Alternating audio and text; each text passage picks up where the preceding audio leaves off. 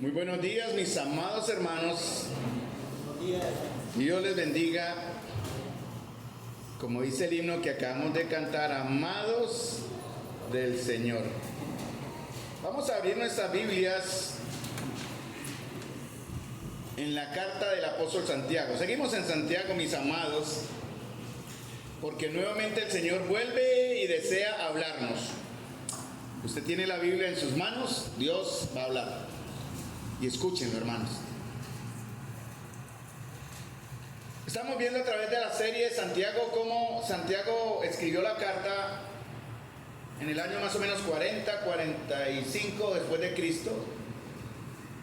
Y el enfoque de la carta en Santiago es dada a las iglesias y a los creyentes que estaban en la dispersión, pero es una carta práctica, es una carta que quiere ir directo al corazón y a la voluntad de la iglesia, y por eso Santiago enfoca todo de una manera práctica. La teología vino 20 años después, años 60, 65, 68, con las cartas de Pablo, pero no se contradice nada con lo que Santiago hoy nos va a compartir. En Santiago capítulo 1, versículo 22, que vimos en estos días, en estas semanas atrás, dice Santiago que si somos oidores sin hacer nada, nos engañamos. Que si somos hacedores sin saber qué somos, nos convertimos en religiosos hipócritas. Santiago quiere llevarnos a entender que después de ser oidores y antes de ser hacedores, debemos entender qué somos, qué estamos siendo. Pues en realidad eso fue lo que el hermano Gilberto ayer nos quiso enfocar cuando nos llevó a Génesis y el Señor le preguntan: ¿dónde estás tú? Y eso es lo que el apóstol Santiago también quiere hoy, y el Señor quiere hoy decirnos a todos, a los varones, a las mujeres, a los jóvenes, a la iglesia del Señor aquí reunida: ¿dónde estás tú? Pero quiere enfocarlo a través de un aspecto muy específico de nuestra vida como hijos de Dios, porque Santiago nos muestra características de aquellos que verdaderamente hemos sido transformados. Hay 7 u 8 características que estaremos viendo, ya hemos visto algunas, de aquellos que hemos sido transformados, mis amados, por la palabra que ha sido implantada en nuestros corazones, como dice en 1 Pedro. Y una de esas características, hermanos, y en la última alabanza se habló en algunos aspectos que conlleva el hacer esto que hoy vamos a ver, es que el creyente ora. Hoy vamos a hablar de la oración. El Señor va a hablar de la oración. Y una de las características que deben resaltar en nuestra vida, mis amados, es que debemos ser hombres, mujeres, una iglesia de oración, en cualquier circunstancia y en cualquier tiempo. Porque, hermanos, la oración puede ser un instrumento, y es un instrumento poderoso en las manos de Dios. Porque ¿qué hace la oración? La oración nos conecta con Él, siempre y cuando funcione dentro de los planes soberanos y la voluntad de Dios, ¿cierto? La oración va a ser un camino que nos empalma, que nos conecta con el Señor, siempre y cuando esté dentro de sus planes y de su voluntad.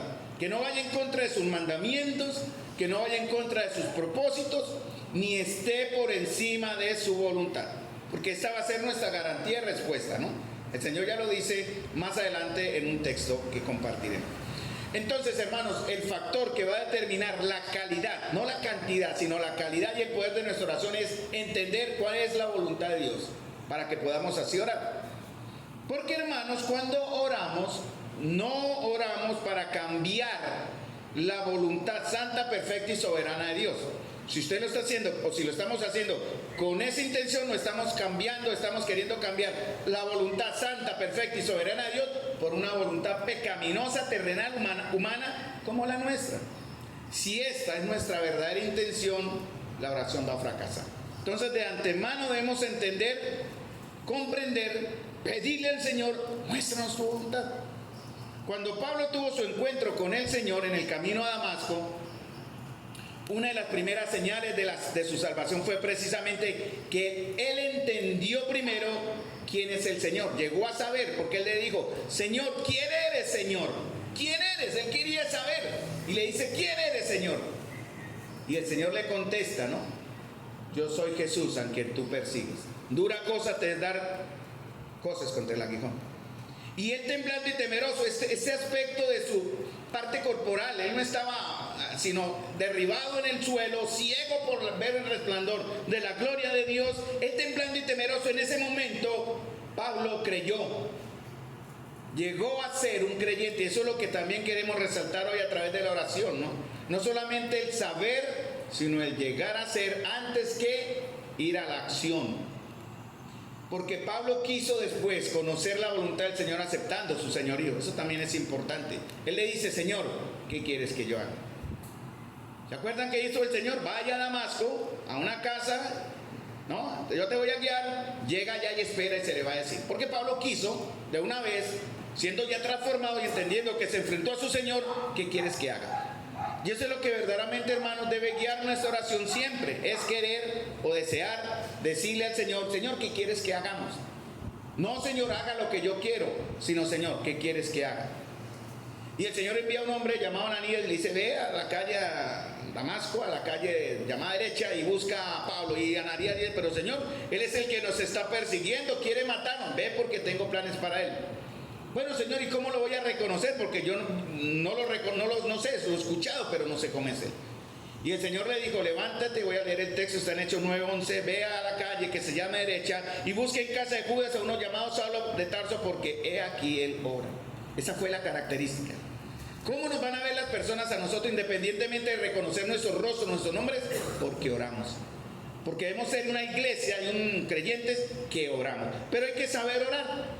Porque, hermanos, el mandamiento del Señor, Él lo dijo: velad y orad, ¿no? El Señor, al que adoramos y al que cantamos, al que es el Señor de ese lugar y en nuestras vidas, y debe serlo, por lo menos de la mía, Él dijo: velad y orad. Y ese mandamiento, mis amados, es el menos apreciado y obedecido. Leonard Wood fue un médico y militar estadounidense que sirvió como jefe del Estado Mayor de su país, de los Estados Unidos, e hizo un viaje a Europa. Y en una ocasión visitó al rey de Francia. Después de haber sido invitado por el rey, él fue a la invitación a una cena. El rey quedó tan complacido que lo volvió a invitar a cenar al día siguiente. Al día siguiente, el jefe del Estado Mayor, Leonard, fue al palacio. Y el rey lo recibió en uno de sus pasillos. Y el rey que estaba por ahí le preguntó: ¿por qué usted está aquí? Y Leonard dijo: ¿no me invitó su majestad a cenar con usted? El rey respondió: sí, pero no, usted no respondió a mi invitación. Y Leonard dice una gran verdad: la invitación de un rey no debe ser respondida, debe ser obedecida. Y por eso me refería al texto cuando el Señor dice: velad y orad. Porque nuestro Rey de Reyes y Señor de Señores nos está haciendo una invitación constante a orar en cualquier momento, en cualquier lugar y en cualquier circunstancia. Por las razones que sean, frecuentemente nosotros, hermanos amados, no respondemos a esa invitación, pero tampoco la obedecemos. Cada cosa que Dios dice en su palabra que debemos hacer es una invitación a la obediencia. Eso está ahí, ustedes lo tienen en sus manos, tienen la palabra del Señor, y cada palabra o cada cosa que el Señor nos está mostrando ahí a través de lo que ustedes están leyendo es una invitación a la obediencia.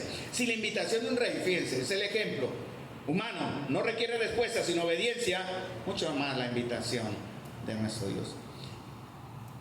Millones de personas en el mundo cada segundo están orando, ya sea en cualquier lugar, nación, en cualquier lengua, bajo cualquier religión. Muchas personas oran.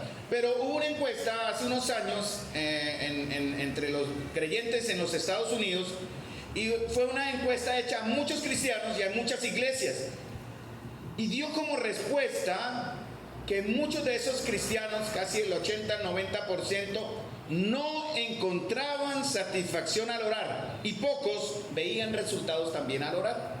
Entonces mi pregunta es para ustedes y para mí: si estamos satisfechos con la experiencia de orar, si estamos satisfechos con los resultados. Santiago nos va a enseñar la razón del por qué mis oraciones no nos satisfacen. Y Santiago nos va a mostrar ahora por qué los resultados no los vemos, por qué pedimos muchas veces y no recibimos. Porque a través del libro de Santiago, capítulo 1, capítulo 3, capítulo 4, capítulo 5 y en varios otros textos, aquí mismo en Santiago, la oración está explícita. Se da por entendido que el creyente ora. Pero dice Santiago capítulo 1, versículo 6. Vamos a ese texto para arrancar, porque me voy a centrar en uno que está más adelante. Santiago capítulo 1, versículo 6, hablando, o cuando uno ora, dice Santiago, pida con fe, ¿cierto?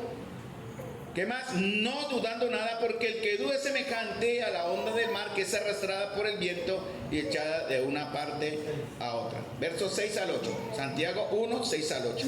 Pero pida con fe, ¿no? Porque está hablando el texto, el término, el contexto de la sabiduría. ¿Necesita sabiduría? Pídale a Dios. Eso es orar. Pídale a Dios sabiduría, pero pídala con fe, sin duda. Porque el que duda es como la ola del mar que lleva de un lado para otro y echada de una parte a otra. Hermano, esta es la primera razón del por qué mis oraciones no nos satisfacen y por qué nuestras oraciones no vemos resultados, es porque no estamos en verdad orando con la fe que el Señor necesita. Porque hay una fe que se manifiesta, la fe. Pero la fe se manifiesta de tres formas. ¿A cuál fe se refiere Santiago? ¿A la fe que me salvó? ¿O a la fe por la cual soy conocido como creyente? Que tiene que ver con mi conocimiento y entendimiento de la voluntad de Dios. O tiene que ver con la fe que yo estoy viviendo, con la fe práctica, con la fe que yo conozco, con la fe que yo entiendo. Y eso solo se logra a través de la palabra. Yo creo que Santiago está hablando de la fe que yo conozco, la que estoy aprendiendo, no tanto de la que demuestro en mi vida diaria, del día a día, o en la fe que me salvó. Santiago dice, pida con la fe, pero hay que entender, porque la palabra de Dios, ahorita vamos allá, nos dice que hay unas condiciones para que nuestra oración sea oída. ¿Cuántos de nosotros hemos orado tantas veces y la oración, como decimos, no pasa del techo? Sentimos que no llega a la presencia de Dios. Y usted lo siente. Bueno, Pedro habla de una, en 1 Pedro capítulo 3, los evangelios hablan de otras, vamos a ver las que dice Santiago. Por ejemplo, 1 Juan 5, 14 dice, y esta es la confianza que tenemos en Él, que si pedimos alguna cosa conforme a su voluntad, Él nos oye. Entonces, para poder pedir bien, cada vez que usted ore debe entender cuál es la voluntad de Dios. Y la voluntad de Dios la tiene usted en sus manos en este momento, en la palabra de Dios. Ayer el hermano Gilberto nos enseñó muy sabiamente ese aspecto, ¿no? Porque esa fue la razón de por qué Adán pecó. ¿Dónde estás tú? ¿Dónde estás tú, Adán? ¿En qué condición estamos como hijos de Dios hoy? ¿De qué manera conocemos a nuestro Señor para decir que tenemos confianza en Él? Como dice en 1 Juan 5, 14, que si pedimos alguna cosa conforme a cuál voluntad, a la voluntad de Él y no a mi propia voluntad, dice, Él nos oye. Si entendemos, hermanos, con sabiduría y no dudamos del carácter de Dios, eso es clave. Cuando nos acercamos a orar, usted tiene que estar seguro. Analice su vida. No es simplemente tener un devocional un día, leer un versículo aquí, y escucho a Juan Manuel Vaz o a Paul Washer o al hermano Carlos cuando transmite o algo, y ya con eso tengo el conocimiento suficiente para acercarme a Dios. No, hermanos. Tenemos que inteligentemente y con sabiduría no dudar y conocer el carácter de aquel al cual me estoy acercando. No dudar del carácter es clave. Porque así usted va a poder entender cuando no reciba algo que usted quiere, el por qué no recibió. Algunos pelean con Dios porque dicen, nunca me da nada, nunca recibo. Es porque está orando mal. Pero si no entiende el carácter de Dios, no va a tener usted paz cuando ora. Por eso debemos aprender a pedir conforme a su voluntad, o sea, en la forma de su voluntad. Entonces, Santiago capítulo 1, versículo 6 nos enseña que la falta de fe y por tanto la falta de satisfacción y resultados en la oración es el resultado de la falta de sabiduría, por no saber pedir de acuerdo a la voluntad de Dios. Por ejemplo, en el Salmo 48, se lo cantamos acá, ¿no? Algunos lo conocen, el hacer tu voluntad, Dios mío. El hacer tu voluntad, Dios mío, me agrada. Pero usted cómo va a hacer algo que no conoce. Por eso el salmista decía, el hacer tu voluntad me agrada. ¿Por qué? Porque tu ley está en medio de mi corazón. Si la ley de Dios que se enseña aquí los domingos, que se enseña los jueves, que se proclama en este púlpito y en este lugar para su edificación, no está en su corazón, nunca podrán tener la fe suficiente para pedir de la manera que Dios escuche y oiga.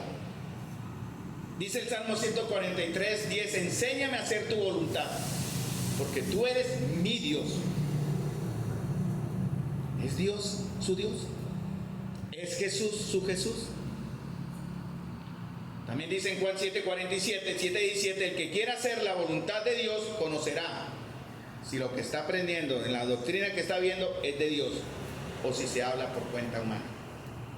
Primer punto entonces, mis amados hermanos, no recibimos, nuestra oración no tiene resultados, no nos satisface, no nos llenan, porque no estamos orando con fe, con la sabiduría necesaria. Santiago 1, 8 al 10. No recibiremos nada del Señor, porque ¿qué dice el texto? El hombre de doble ánimo. El hombre de doble ánimo es inconstante en todos sus caminos. Mire, hermana, usted puede orar horas clavada, ya encerrada en el cuarto de guerra, que llaman cuarto de oración. Pero si usted tiene un corazón dividido, amado hermana y hermano, no va a recibir nada. Por el que él dice, no piense quien tal haga que recibirá cosa alguna del Señor. ¿Está su corazón dividido hoy, hermanos, iglesia? Tenemos un corazón que sirve al mundo, a la carne, a Satanás, y que quiere servir aparte ahí como el cuarto en el orden al Señor. No debe ser así. Ser de doble ánimo no tiene que ver con la madurez, hermanos, tiene que ver con el señorío de Cristo, porque nosotros estamos aquí recibiendo un carácter, estamos formando un carácter en Cristo. Venimos con un temperamento, una personalidad por nacimiento ya formada. Algunos son melancólicos, que hay que tratarlos con mucha paciencia. Algunos son muy efusivos, que son sanguíneos, que te toca frenarlos. Algunos son coléricos, que toca llamarlos a la paz. Algunos son flemáticos, serios, que parece que tienen que acercárseles con temor. Hermano, eso es parte de nosotros. Pero el carácter de Cristo tiene que estar siendo formado de igual manera para todos los que estamos acá en la misma forma. Algunos están o estamos en cierta manera perfeccionando ese carácter nosotros de una manera más rápida que otros. Pero el carácter tiene que ser el mismo. Y tiene que ver, hermanos, con el señorío de Cristo. No entender lo que ahora no soy y no vivir como lo que en verdad soy. Eso fue lo que el hermano Gilberto ya nos quiso decir. Tenemos que primero, antes de oír, después de oír y antes de hacer, entender qué soy. ¿Qué soy delante del Señor? ¿Cómo espera, hermano? Seamos correctos y dígame si miento. ¿Cómo espera o esperamos recibir algo, por pequeño que sea, si usted, cada uno, usted o yo sé que en otras áreas de mi propia vida estoy siendo desobediente? No nos engañemos. Eso es ilógico, Dios no trabaja así. Juan 9:31 dice, y sabemos que Dios no oye a los pecadores, pero si alguno es temeroso de Dios y hace su voluntad, a ese oye. Bueno, algunos piensan, yo muchas veces viví así, en un engaño, que Dios es complaciente con nuestros pecados, que Él va a olvidar mis desobediencias, que Él me concederá el deseo caprichoso de mi corazón sin comprometerse a cambiar a la obediencia y rendirse en otras áreas de nuestras vidas. O sea, nosotros pensamos eso, si no me comprometo, de igual manera Dios me va a oír. Bueno, la palabra lo dice, el Señor contesta oraciones, ¿cierto? Porque dice en Mateo 5:45, vuestro Padre que está en los cielos, dice, Él hace que su sol salga sobre buenos y malos y envía lluvia sobre justos e injustos. ¿Se está contradiciendo el Señor? No. Porque el Señor en su misericordia y en su bondad soberanamente Él decide dar para la necesidad incluso de los mismos impíos. Pero para nosotros el trato va a ser diferente. Él permite que el sol brille y la lluvia caiga para todos. Eso no significa, hermanos, que Él sea permisivo con nuestras actitudes y desobediencias. Él no va a permitir eso en sus hijos. Los que no son sus hijos, juicio recibirán. El día que toque, ellos recibirán su justo merecido. Nosotros no. Entonces el Señor espera de nosotros, iglesia, hermanos y hermanas, una actitud y una vida diferente. Nada de lo que usted pide y que el Señor le vaya a dar es para que Él se contradiga. Es imposible. No es lógica espiritual ni bíblica. Si el Señor permite respuestas es precisamente para que usted entienda de qué lado está su corazón. A veces el Señor, usted insiste tanto como la mujer que fue al juez y le insistía, y el juez dijo, bueno, por la insistencia le voy a dar, pero no es porque Dios quiera. En su voluntad permisiva le puede dar a usted lo que usted anhela tanto, anhela y luche, se lo va a dar. Pero ¿cuál va a ser el resultado? Si su oración no lo lleva a adorar al Señor, su oración no sirvió. De pronto lo obtuvo, Hemos tenido casos y son ejemplos reales, pero son vivenciales, nos ponemos de ejemplo, no de crítica, nada, no vayan a malinterpretar. Muchos han venido acá pidiendo oración por algunas situaciones y hemos orado con mi iglesia y han obtenido respuesta. Necesito trabajo, no tengo trabajo, el Señor les da el trabajo y se pierden de la iglesia. ¿Ese trabajo era el Señor? No creo. Se lo dio porque insistió la iglesia, rompió, abrió puertas en verdad y Dios dijo, bueno, lo permitiré. Pero ¿de qué va a servir? Es un ejemplo. Y pueden haber otros. Si lo que usted recibe lo aleja del Señor, esa oración estuvo mal hecha. El Señor le da por gracia, ya por buena misericordia, pero esa respuesta lo va a alejar de conocer más del Señor. Hermano, miren, en estos tiempos tan difíciles como iglesia y como país, es el momento, hermanos, de buscar mediante la oración un despertar. Necesitamos corazones dispuestos a la oración. Jonathan Edwards, no sé si ustedes lo han oído, les aconsejo escuchen sus sermones, son buenísimos. Jonathan Edwards fue un teólogo americano, fue misionero a los indígenas en su país, a las tribus indígenas. Y fue el instrumento de Dios, hermanos. Jonathan Edwards nació en 1703, murió a los 55 años, en 1758, no vivió mucho. Pero a través de él el Señor inició un movimiento en América que duró más de 40 años. Se llamó el Gran Despertar. Eso impactó a todo el mundo cristiano en América y en Europa a través de una acción que Jonathan Edwards hizo. Fue un instrumento, quiero decir. Edwards creía firmemente, y esto lo tomo textual de sus mensajes, que el avivamiento era obra de Dios. ¿Entendemos eso? ¿Quién aviva al pueblo? Dios. Uno no puede, lo demás es carne. ¿Quién da el avivamiento? Es el Señor. Entonces él creía el avivamiento es obra de Dios y no del hombre. Pero también creía que Dios no traería un avivamiento. Escuchen bien, esto es, abro comillas porque esto es pensamiento de Eduardo, no mío. Dios no traería un avivamiento a su pueblo separado de instrumentos humanos. Me explico. Dios es soberano. Él inicia un sentir, Él lo sostiene, pero nunca lo hace separado de instrumentos humanos. Y lo hace después que Él mismo ha movido a su pueblo y a un sorprendente movimiento de oración. Quiere decir, Dios es el que produce en nosotros el querer como el hacer. Dios está produciendo en nosotros la obediencia. Entonces, ¿qué implica? El Señor usa un instrumento humano. Señor, estoy dispuesto, heme aquí, envíame a mí. Señor, el Señor pone el deseo de la oración. Porque uno de los ejercicios en la iglesia menos valorados y apreciados es la oración. Cultos de oración, pobres. Bueno, no acá, gracias a Dios. El Señor ha estado en verdad moviendo el corazón de los obedientes que están aquí, más los que están en Zoom. Ojalá Zoom ya no existiera para que todos se subieran acá, todos tanto como nos vemos hoy, hermanos, reunidos para orar. Pero el Señor empieza un movimiento en el corazón. Él no va a empezar un despertar hasta no usarnos. Eso está en 2 de Timoteo, capítulo 2, versículo 19 al 25, creo. Entonces, Edward decía que la Biblia enseña tres maneras específicas y humanas que Dios usa y son parte de los grandes avivamientos. Escuchen, resumidamente, el testimonio. Dios va a usar el testimonio. 2, va a usar la predicación de la palabra. 3, la oración unida de una iglesia unida. Para iniciar un despertar, hermanos, Dios va a usar su testimonio, no solamente en la vida de los que hemos sido transformados, sino el testimonio también de las cosas que Él hace. Dice en Habacuc 3:2, escuchen, oh Jehová, he oído tu palabra y temí. En efecto, oh Jehová, aviva tu obra en medio de los tiempos, y en medio de los tiempos hazla conocer. En la ira, acuérdate de tu misericordia. ¿Necesitamos ese despertar, hermanos? Sí, lo necesitamos. Más como iglesia, más como nación, más como hombres en una humanidad que está cada vez en peor condición. También la predicación de la palabra, no la predicación de una filosofía, no la predicación de psicología, no palabras que endulcen oídos, no, la predicación de la palabra es la palabra. Por ejemplo, en Hechos 2, 37, 41, la iglesia oró. ¿Y qué hizo? Al oír esto, esa es la predicación de Pedro en Hechos 2, cuando ya los que creyeron se añadieron a la iglesia como 3,000. Pero él dice antes, al oír esto, se compungieron de corazón en Hechos 2, 37 al 41. Y dijeron a Pedro y a los otros apóstoles, varones hermanos, ¿qué haremos? Jonás, cuando fue a Nínive, ¿se acuerdan qué hizo? Él enseñó la palabra de Dios y la palabra de Dios transformó. Por eso este púlpito y cada vez que nos reunimos debe hablarse la palabra de Dios. No la motivación o las palabras que endulcen o aquello que minimice el pecado. Jamás. Y ojalá no caigamos en ese error. El testimonio, la palabra de la predicación de la palabra que transforma, como dice en 1 Pedro, y también la oración unida de una iglesia unida.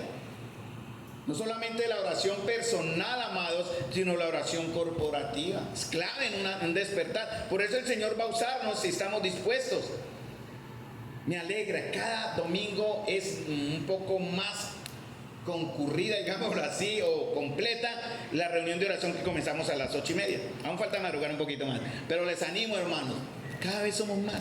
Las damitas ya nos pusieron el buen ejemplo, ellas a las 8:30 están allá orando. Pero hermano, nunca es tarde para iniciar, y el Señor nos va a usar para un despertar que va a afectar a otras personas, las va a impactar ya a nosotros mismos. Ahora, Santiago, vamos al capítulo 4, porque el enfoque de la enseñanza hoy es ¿por qué no recibimos oración? ¿Por qué no recibimos respuesta? ¿Por qué la oración no nos llena? Ya vimos dos, ¿verdad? Porque no pedimos con fe, obviamente, por falta de sabiduría, ¿cierto? No tenemos fe. Dos,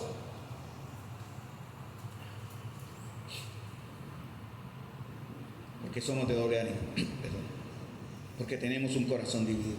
No podemos tener un corazón dividido. Isaías, cuando degolló a los profetas de Baal, les dijo al pueblo, después de ver esa matanza, ¿no? Mató a los idólatras y les dijo: ¿hasta cuándo claudicaréis entre dos pensamientos? Si Jehová es Dios, síganle, y si Baal es Dios, síganlo a él. Hermanos, ¿a cuál Dios estamos siguiendo hoy? ¿O hay algunos Baales en medio de nosotros? Ahora, vamos a Santiago capítulo 4, versículo 3. Pero antes del capítulo 4, devolvámonos un poquitico más al capítulo 3, porque es el contexto. Y dice Santiago, capítulo 4, versículo 1 al 3, ¿de dónde vienen las guerras y los pleitos entre vosotros? Fíjense lo que dice Santiago: ¿no es de vuestras pasiones, las cuales combaten en vuestros miembros en una guerra, así como especie es la idea de la palabra combatir, una guerra como la que está viviendo hoy en Israel o en Ucrania, una guerra a muerte? Y él dice: no es de vuestras pasiones las cuales combaten en vuestros miembros. Miren lo que dice Santiago a los creyentes: ustedes codician y no tienen, matan y arden de envidia. Terribles palabras para un hijo de Dios. No podéis alcanzar. Ustedes combaten, luchan y no tienen lo que desean porque no piden. Y si piden y no reciben, porque piden mal. Y esta es palabra del Señor, no son palabras de alguien más, sino el mismo Señor le habla a la iglesia. Pedimos mal, hermanos, porque no tenemos ni la sabiduría ni el carácter de Cristo en nosotros, que es necesario para saber pedir. Ahora vayamos a Santiago capítulo 3, porque es el contexto. Y Santiago capítulo 3, del versículo 13 al 18, habla, en Santiago 1, 12 al 15 hablaba también que hay algo que nos lleva a la tentación y son nuestros propios deseos. Todo nace en nosotros. Escuchen lo que hablamos hace unos domingos, ¿no? Cuando alguno es tentado, no diga que es tentado de parte de Dios, porque Dios no puede ser tentado por el mal, ni él tienta a nadie, sino que cada uno es tentado. Usted no culpe a Dios ni culpe al diablo, cúlpese a usted. Ahora, ¿por qué su oración no es oída? Cúlpese usted también, ocupémonos como iglesia. Porque Santiago 3, 13 al 18 habla de que en nuestro interior hay celos y ambiciones personales que están mostrando o demuestran que no tenemos la sabiduría que se necesita y que venga de Dios. Porque la sabiduría que viene de Dios es mansa, pacífica. No una sabiduría, escuchen, escondida en la espiritualidad. Eso no viene tampoco de Dios, sino, como dice Santiago, viene de este mundo, viene del demonio. ¿Y qué produce? Dice en Santiago 3, 16, porque donde hay celos y contención, allí hay perturbación y toda obra perversa. Miren, qué clase de sabiduría estamos teniendo antes de orar, hermanos, atiéndanme. Mírenme a los ojos. Están mirando mucho a Dania. Mírenme a los ojos, o miren la palabra y escuchen. Hermanos amados, ¿qué clase de sabiduría estamos teniendo nosotros hoy? La sabiduría que viene de Dios, que viene de lo alto, que tiene unas características, o la sabiduría que dice terrenal, animal y diabólica. Hermanos, por eso no estamos recibiendo nada. y menos nuestra oración va a tener resultados o va a satisfacernos. Mire, hermanos, si decimos que somos sabios y entendidos en el Señor, debemos mostrarlo haciendo el bien. Debemos actuar con humildad. Pero si por el contrario hacemos cosas por envidia, celos o carnalidad, seremos infelices y amargados. Nada de lo que hagamos va a traer ese orgullo, en cierta manera el orgullo sano, sino vergüenza, y seremos mentirosos. Esto es una paráfrasis de Santiago 3:13 al 18. Mire cómo Santiago habla directo, hermanos. Somos en verdad espirituales, cantamos hermoso. Aquí la alabanza debe ser doctrinal, como dijo el hermano también ayer, el hermano Gilberto. Enseñanza debe ser, en alguna manera, todo lo que recibimos debe ser doctrinal y basado en la palabra, para que nuestros corazones y nuestras almas se conecten con el Señor.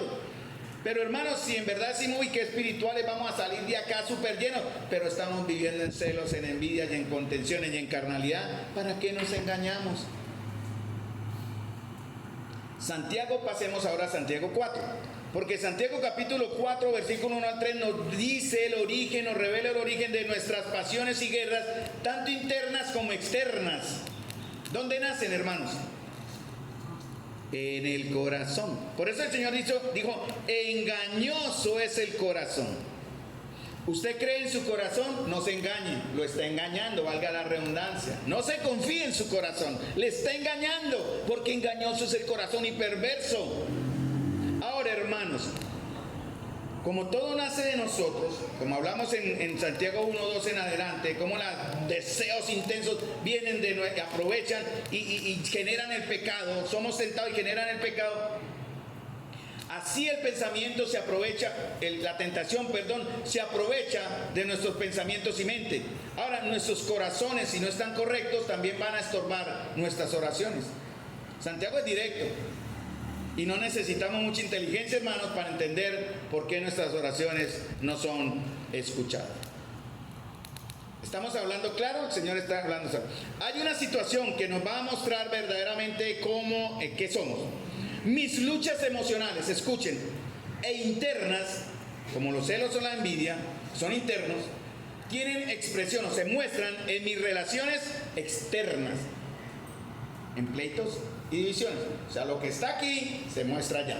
Bueno, el Señor lo dijo, de la abundancia del corazón habla la boca, en cierta manera. Y Santiago está diciendo eso, tenemos luchas internas. En Santiago 1:12 en adelante es la tentación. Y aquí en Santiago 4 nuestras oraciones no están siendo oídas porque estamos con unas luchas internas que no hemos solucionado, que se transfieren o se muestran, que se llaman celos o envidia, y se muestran hacia mis hermanos, porque no se hace el impío, en la misma iglesia, en pleitos y divisiones. Y esas luchas internas están estorbando nuestra oración. A tal punto, hermanos, que muchos no oran.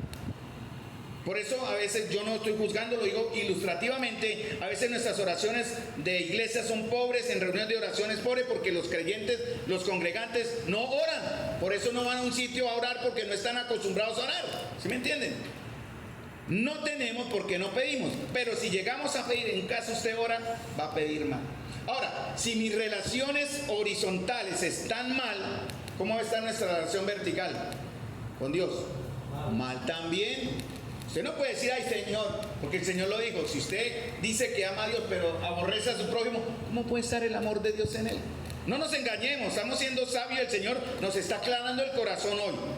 Si mis relaciones horizontales causadas por un corazón que está ardiendo en celo y envidia, eso se va a mostrar en que yo soy un contencioso, un peleón, un guerreador de mala manera en la congregación, generando problemas, conflictos, divisiones, chismes, murmuraciones y toda clase de pecados. ¿Por qué? Porque mi relación interna, mi relación interna, sí, va a marcar mis relaciones hacia el frente, hacia mi prójimo y hacia el Señor, mi relación vertical.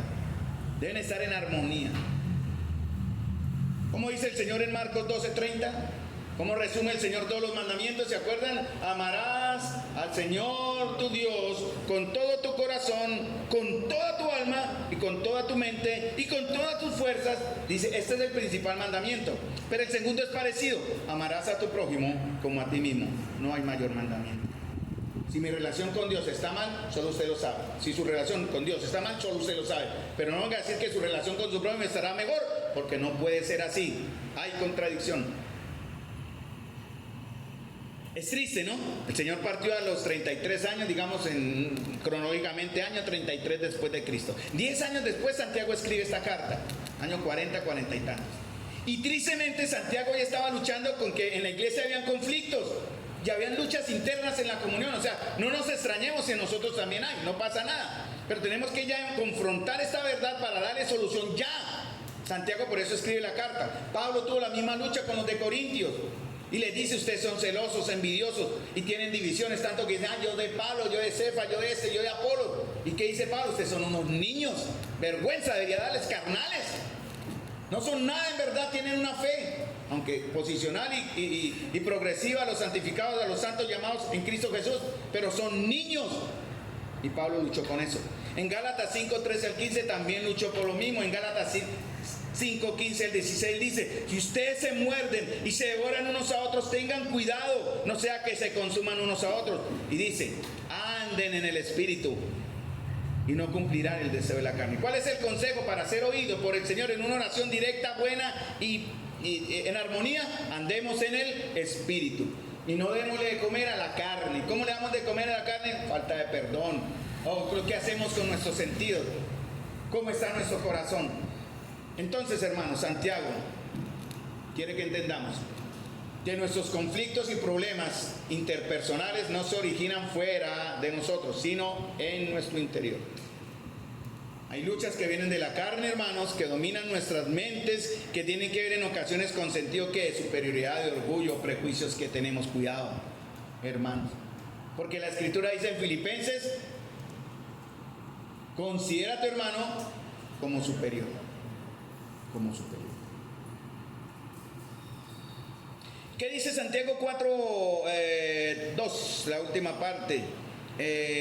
Esos problemas internos, dice, de donde nacen guerras y pleitos, van a crear un problema interpersonal entre quién y quién, Dios y nosotros. Si hay en su corazón, mi amado, en este momento, en el mío, una situación con alguno de ustedes, yo tengo que ser honesto, yo lo he tenido que hacer, de verdad. Yo tuve que analizarme, para estar aquí tuve que orar. Y estoy dando un tema que a veces me está dando duro, porque no es que yo sea un gran hombre de oración, hermano, yo oro, pero no con la intensidad o como estoy entendiendo que Santiago exige que oremos. Y eso a mí me ha generado vergüenza delante del Señor. Pero antes de orar, amados, yo tengo que ver cómo estoy con quienes me rodean. En 1 Pedro capítulo 3 habla de que el creyente, el esposo, debe estar en buena armonía con su esposa, ¿cierto? ¿Para qué? Para que sus oraciones no tengan estorbo. Y obviamente en una sola carne la esposa también debe tener una buena armonía con su esposo. Ayer lo hablamos también con el hermano, la sujeción en la cual fue diseñada la mujer en obediencia a su esposo para que también sus oraciones no tengan estorbo. Por eso nuestras oraciones no son respondidas, hermano. Santiago 4:3 lo dice, ¿dónde vienen las guerras? Los pleitos, ¿no es de vuestras pasiones? Las cuales combaten en vuestros miembros. ¿Qué significa la palabra pasión? La palabra pasión, usted va al griego y significa hedonium o hedonismo. ¿Saben qué es el hedonismo? La búsqueda del placer. Usted puede buscar placer en lo que quiera, ¿no? En una buena comida, yo soy hedonista en eso. Me encanta una buena hamburguesa. Bueno, no es tan pecaminosa en cierta forma. Podemos decirlo así, pero hay otros hermanos que buscan su placer en otras cosas, en fiestas, de pronto en deportes, no sé, cualquier cosa que le genere a usted un gusto, un placer, se llama hedonismo. Usted busca el placer, en los creyentes lo hacemos, los impíos lo hacen, pero saben una característica, quiero decirles esto, las personas que están rotas emocionalmente van a buscar el placer en cualquier forma. Si usted está buscando el placer de alguna forma, es posible que tal vez usted sea una persona rota emocionalmente y esa ruptura emocional de su corazón necesita ser sanada o localmente aquí en la iglesia, por consejería o por la obra del Señor. Esa ruptura emocional les va a llevar a ser pleiteros, porque eso se ve. Cuando usted está roto por dentro, usted solo quiere descargarse contra el mundo, rechazar al que sea. Nos vuelve pleiteros, resentidos, celosos, sin perdón, divididos en nuestras emociones. Nos vemos perseguidos, acusados. Yo era uno que era así. A mí no me podían decir nada porque yo ya me autovictimizaba. Pobrecito de mí. Yo lo viví, hermano. Y lo digo por experiencia y vergüenza. Lo pongo como un ejemplo. No para exaltarme, porque hasta vergüenza me da comentar estas cosas. Pero yo también lo viví. Y yo tuve que ser sanado por el Señor. Y estamos en ese proceso de terminar de ser sanado por el Señor. ¿Qué estaba sucediendo ahí, hermanos? Estaba mostrando que mis relaciones interpersonales, horizontales, estaban en ese momento mortalmente afectadas. Y por lo tanto mi relación con el Señor también estaba afectada. Había un engaño ahí, yo pensé que Dios me oía, que yo tenía mis problemas con algunos de ustedes, con mi esposa, con mis padres, conmigo mismo. Y yo pensaba que mi oración llegaba al cielo bien y el Señor me da, ahí está mi hijo amado, a ver, ¿qué me va a decir, hijito? No, el Señor no. Vuestras iniquidades, dice el Señor, han hecho división para oír, dice en Isaías. Por eso dice Santiago, codician y no tienen, matan y arden de envidia, no pueden alcanzar nada, combatan, luchan y no van a tener lo que deseáis porque no pedís. Ay, ¿cómo así? ¿Estamos pidiendo? Yo sí pido, pero Santiago dice, bueno, piden y no reciben porque piden mal para gastar en vuestros deleites. Tal vez, hermanos, podamos conocer a algunos acá que están demostrando de manera externa que hay una lucha en su interior. Hermanos, el Señor está aquí para sanarles. Por eso usted está acá, para ser sanado. Y para eso, en cierta manera, el Señor, rogamos que la iglesia ore por sabiduría para aquellos que trabajan en ese ministerio de consejería, porque es muy clave. Hay dolorosos adjetivos acá, no mire qué dicen acá: codiciáis, matáis, envidiosos, ¿qué más? ¿Sí? Son adjetivos duros para alguien que dice ser hijo de Dios. Codicioso, ¿qué más? Hay uno feo acá: asesino, matáis, dice Santiago. Envidiosos. Y dos creyentes que se dicen que andan y caminan en el Espíritu de Dios, no podemos vivir en guerras y pleitos entre nosotros. No se contradiga, no nos contradigamos. Santiago deja claro que toda esta situación viene de nuestras pasiones, de nuestros deseos. La envidia y la codicia no es producida por Dios. ¿Qué significa la codicia? La codicia es un deseo que sale de la misma palabra concupiscencia, Santiago 1:14. Y es el deseo o anhelo intenso por algo, que no necesariamente es malo.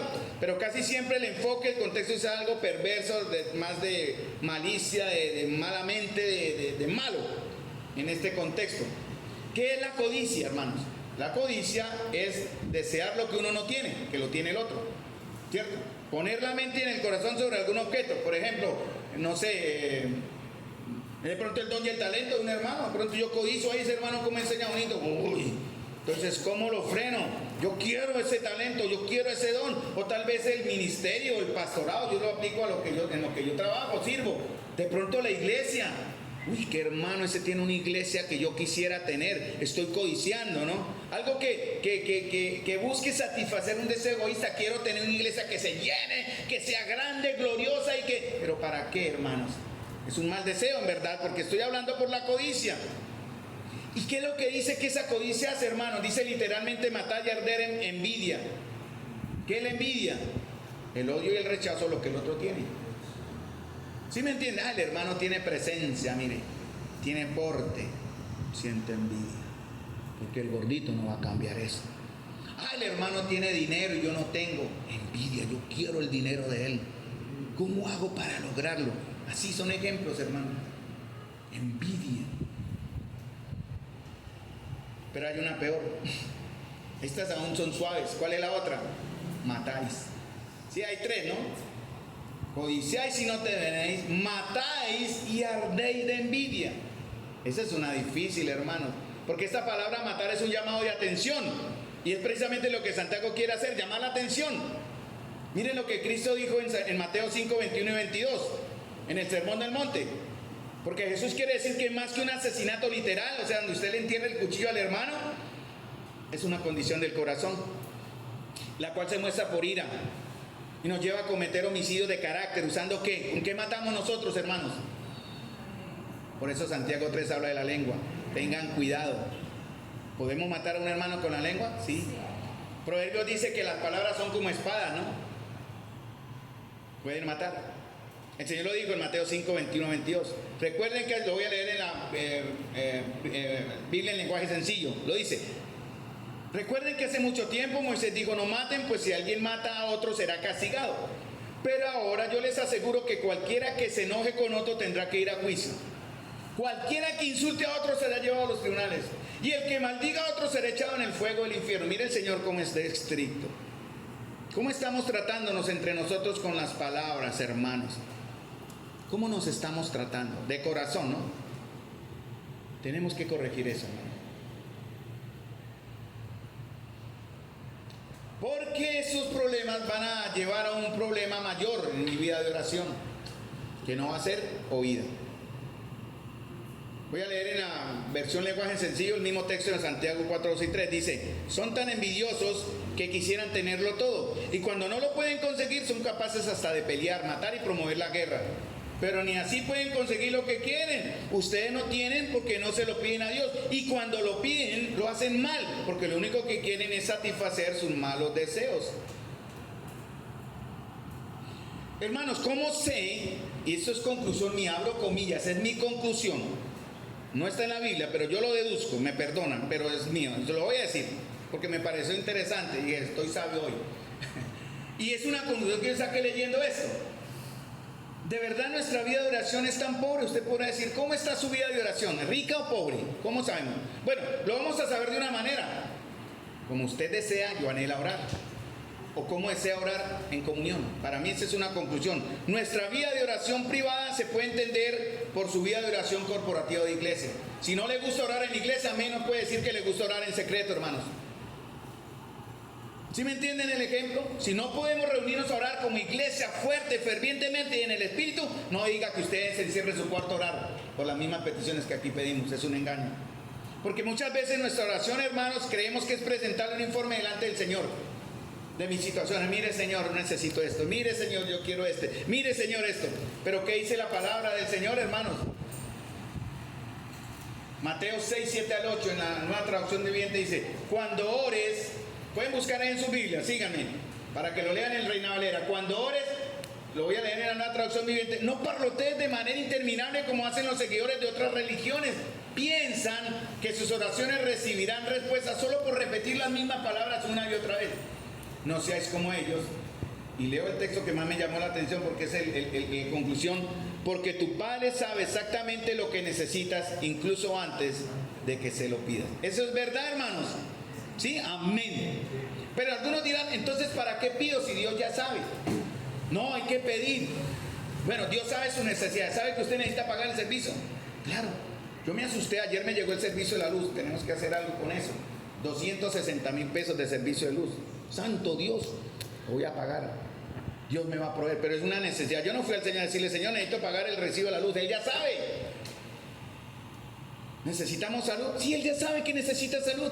¿Necesita trabajo? Sí, Él ya sabe que necesita trabajo. Entonces, ¿qué vamos a pedir? Pidamos por sabiduría para entender cómo voy a actuar, qué voy a hacer, qué voy a decir también en el momento en que llegue una situación particular que Él permite en su soberanía. ¿Cómo voy a actuar? ¿Cómo voy a responder? ¿Cómo voy a dar gloria a Dios? ¿Está usted enfermo y solo hace renegar y rezongar y que Dios me abandonó y pobrecito de mí? Dios trajo esa enfermedad para su gloria, pero si usted no usa esa enfermedad para su gloria, lo va a consumir a usted en amargura y en dolor. Sabiduría para saber cómo debemos actuar en ciertas circunstancias, qué decisiones debemos tomar, qué cosas no debemos hacer o qué debemos hacer. ¿Cómo evitar, no? Porque Él ha creado todo, hermanos, ¿para qué? Para nuestro bien. Hay un caso en 2 Crónicas 23, 4. Josafat fue invadido por los amonitas y los moabitas, creo. Sus enemigos. Y cualquiera que no entendiera se prepara. Vienen los enemigos, se están acercando. Entonces alistemos las guerras, alistemos los escudos, alistemos el ejército y preparemos las defensas. Pueden ir a 2 Crónicas 23 al 4. ¿Qué fue lo que hizo Josafat? Alguno diría: llamemos a los aliados que vengan a colaborarnos, nos van a atacar. Eso es lo que está haciendo Israel hoy. Él no llamó a ningún aliado. Él primero confió en el Señor. Y usted puede leer la información en Facebook o en YouTube de las circunstancias El pueblo de Israel está unido, tanto que políticamente tenían problemas de división política y se dejaron eso porque está primero la supervivencia del pueblo. Y eso fue lo que pasó con Josafat. Eso es lo que está sucediendo en Israel ahora. Segunda de Crónicas 23:4. Entonces él tuvo temor y Josafat humilló su rostro para consultar a Jehová e hizo pregonar ayuno a toda Judá y se reunieron los de Judá para pedir socorro a Jehová. También de todas las ciudades de Judá vinieron a pedir ayuda a Jehová. Pero miren lo que dice en el verso 12 al final. Oh Dios nuestro, dice Josafat, ¿no los juzgará tú? Señor, te los entrego. Jamás quede en tus manos, destrúyelos. Salmo 83. Destrúyelos, Señor. Ellos no luchan contra nosotros, luchan contra ti. Y en cualquier ejemplo es el mismo porque es la conclusión a la cual quiero llegar. Dice Josafat, lee otra vez. Oh Dios nuestro, ¿no los juzgará tú? Porque nosotros no hay fuerza contra tan grande multitud que viene contra nosotros. Ahora miren lo que dice Josafat. No sabemos qué hacer y a ti volveremos nuestros ojos. Eso es lo que debemos hacer. ¿Qué debo hacer? Te miro, Señor. Enséñame para cuando tenga un trabajo, honrarte en mi trabajo y no alejarme de la iglesia. Enséñame, Señor, cuando tenga prosperidad económica, cómo usar ese dinero que me da el Señor para tu gloria y no para guardar en el banco, por decir así, o simplemente ensanchar mi ego y mi orgullo que soy el más pudiente, gloria a Dios por eso, en la iglesia del Señor. ¿Cómo termina la historia? Ustedes leen el contexto que Dios escuchó. Josafat venció a sus enemigos. Él ganó. Porque para el Señor fue suficiente que Josafat reconociera que no miraría el problema, sino que vería cómo el Señor controlaría el problema y lo resolvería. Como dicen por ahí, me acordé, no tenemos grandes problemas. ¿Se acuerdan? ¿Han visto ese texto por ahí? No tenemos problemas grandes, tenemos un Dios grande. Por eso, hermanos, tenemos que ir primero a Él. Sí, el Padre sabe nuestras necesidades antes de pedirle. ¿No es mejor confiar en su provisión, hermanos? Cuando esta llegue, en la cantidad que llegue, y si llega, si no llega bien, ¿cuál debe ser nuestra actitud, hermanos? Usted pide por algo y no le llega, ¿cuál debe ser su actitud? Usted pide algo y si le llegó, ¿cuál debe ser su actitud? Usted pide algo y el Señor dice, espérese, ¿cuál debe ser nuestra actitud? ¿Cuál? Gratitud. Dad gracias en todo. Si el Padre sabe nuestra necesidad antes de pedirla, confiemos en Él. Yo ayer hablaba con unos hermanos en estos días precisamente sobre eso. Cómo el Señor me ha madurado a decir, bueno, Señor, ya no peleo más. Usted me tiene que cubrir eso. Lo he visto en casos particulares con el carro estos últimos meses. Señor, no sé cómo, usted me ayuda. Pero yo tengo que actuar en temor a Dios. No, si portándome mal voy a pedirle socorro y Él no me va a oír. Pero Señor, haga su obra. Y Él lo ha hecho, hermanos. Él ha obrado. Entonces, ¿qué le pido al Señor? Señor, ayúdame cómo honrarte en medio de esta situación. ¿Cómo vamos a reaccionar? Porque el Señor sabe lo que nos conviene o lo que no nos conviene. Todo lo que llega a su vida, hermanos, es por la soberanía de Dios. No es casualidad, no es un azar. Usted lo tiene. Dios que espera. Hónreme, sea agradecido. Somos tan espirituales, hermanos. Fíjense, ¿cómo terminamos nuestras oraciones? La mayoría los termina así. ¿Cómo terminamos nuestras oraciones? ¿Con qué palabra? Hágase tu voluntad, amén. ¿Sí o no? Es lo que más usamos, ¿no? Hágase tu voluntad, amén. Somos muy espirituales cuando lo hacemos así. Pero si esta no llega, entonces empezamos a dudar y recriminamos al Señor. ¿Por qué, hermanos? Después de decir hágase tu voluntad y peleamos con Dios. ¿Por qué? Porque al final se hizo la voluntad del Señor. Y no lo que en lo profundo de mi alma yo quería era hacer mi voluntad. Ya para terminar, hermano, la oración es un ejercicio donde Dios nos permite que entendamos si lo que yo quiero está de acuerdo a su voluntad. Porque, hermanos, tenemos que someternos a Él. Hermanos amados, nosotros no obtenemos lo que queremos, sino obtenemos lo que necesitamos. Listo, repito, hermanos, nosotros no obtenemos lo que queremos, sino obtenemos lo que necesitamos. Que el Señor está entendiendo que nosotros necesitamos para que Él lleve a cabo sus propósitos en nosotros, en su tiempo, con sus recursos, para su gloria y para nuestro beneficio. No oremos entonces, hermanos, de manera superficial. Si usted no tiene o no tenemos tiempo para hablar con Dios, y Él sí tiene todo el tiempo para oírnos, si nosotros no tenemos tiempo para hablar con Dios, no creo que tengamos tiempo de oírle cuando Él quiera hablarnos. Cuando en verdad diga, bueno, le voy a hablar algo, usted ya no va a querer oír. Por eso Santiago dice, no piense que en tal haga recibirá cosa del Señor, cosa alguna.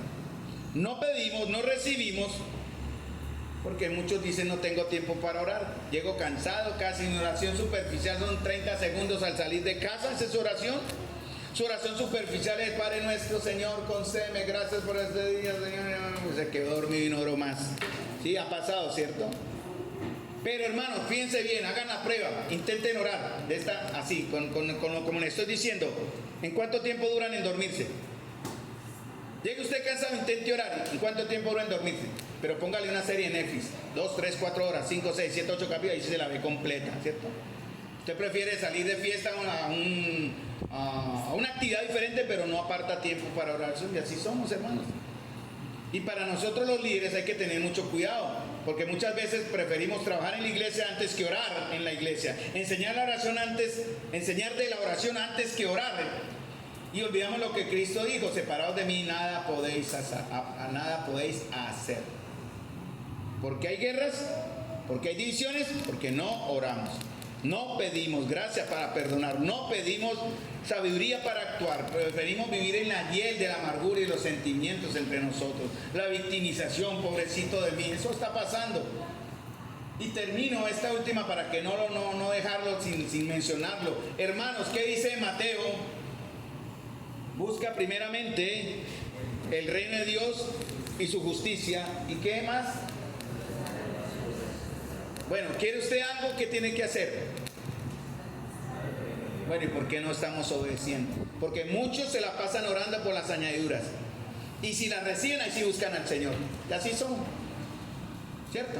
Oran por las añadiduras. Hay que pedirle, hermano, pasión al Señor, pasión por Cristo, pasión por su palabra, pasión por la iglesia, pasión por el evangelio, hermanos. Pero tenemos que resolver nuestra situación y condición interior. Por eso no estamos recibiendo hasta que tengamos un corazón correcto delante del Señor. No vamos a recibir. Esa palabra pasión tiene que ver con deseos incontrolados, una guerra interna, como el conflicto, una pelea. Y tiene que ver también con 1 Pedro, cuando mencioné, ¿no? Vosotros, maridos, vivid con ella sabiamente, dando honor a la mujer como vaso más frágil y como coherederas de la gracia de la vida, para que vuestras oraciones no tengan estorbo. Hermanos, sí, muchas veces, varones, Dios no nos escucha porque tenemos una relación anómala y no correcta con mi semejante, en este caso con mi esposa. Y aunque el consejo también viene al contrario, hermanas, usted no va a ser oída si usted tiene problemas en reconocer la autoridad, el señorío de su esposo y el respeto que le debe a él, o otras circunstancias, cualquiera que sean. Tampoco el Señor le va a